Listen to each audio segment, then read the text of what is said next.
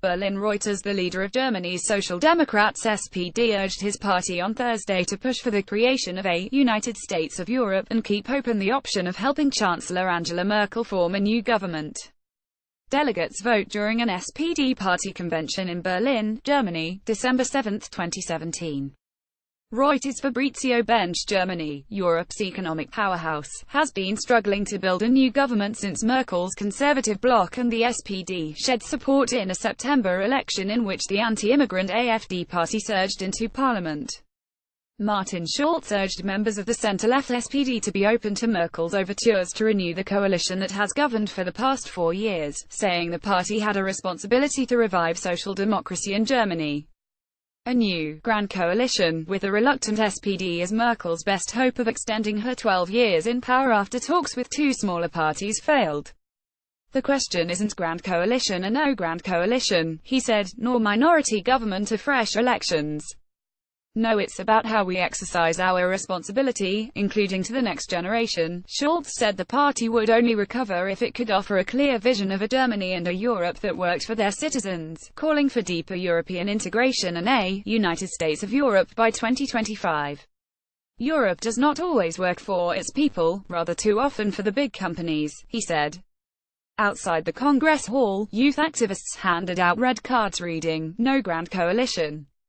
Schulz, who initially said his party should go into opposition after being punished for participating in the previous Grand Coalition under Merkel, apologized for his party's disastrous electoral result.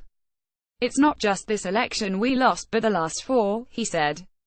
"We lost not just 1.7 million votes this time, but 10 million since 1998 half-hour voters." Social Democratic Party SPD leader Martin Schulz looks on at an SPD party convention in Berlin, Germany, November 7, 2017. Reuters. Axel Schmidt-Schulz attacked European moves to support big banks while doing little to counter high youth unemployment. When states can't balance their budgets, they face draconian sanctions from Brussels.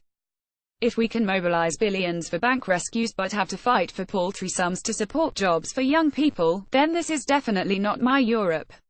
He struck a tone that was more critical of big companies than French President Emmanuel Macron, who is pushing for deeper Eurozone integration and pro-business reforms under a Eurozone finance minister. Social Democratic Party SPD leader Martin Schulz looks on at an SPD party convention in Berlin, Germany, November 7, 2017. Reuters. Axel Schmidt took aim at U.S. technology firms Apple, Facebook and Google, saying a strong Europe was needed to make them stick to the rules and protect the rights of workers in a changing economy. "We don't want an app-directed service society, but we want digitalization to lead to more individual freedom," he said to Applause, calling for steps to protect the digital economy's self-employed from becoming self-exploiters. The party's Congress is due to vote on Thursday evening to authorize talks on forming a new government, including the possibility of a cooperation which could fall short of a formal coalition. If Schulz fails to get support to discuss continuing the Grand Coalition, then the whole leadership of the SPD would be up for debate, Carsten Schneider, party whip in parliament, told German radio. In a motion for the Congress, the youth wing said the SPD had a historical responsibility not to enter government since the far-right Alternative for Germany AfD party, which came third, would then become the official opposition. On the issue of immigration, one of the main reasons for the collapse of Merkel's first attempt at a coalition, the SPD opposes a conservative plan to extend a ban on the right to family reunions for some accepted asylum seekers. "There can be no upper limit to the right to protection from war and persecution," Schulz told delegates, rejecting conservative demands for a ceiling of 200,000 immigrants a year. Additional reporting by Emma Thomas and editing by Kevin Liff. Your Standards to Thomson Reuters. Trust Principles.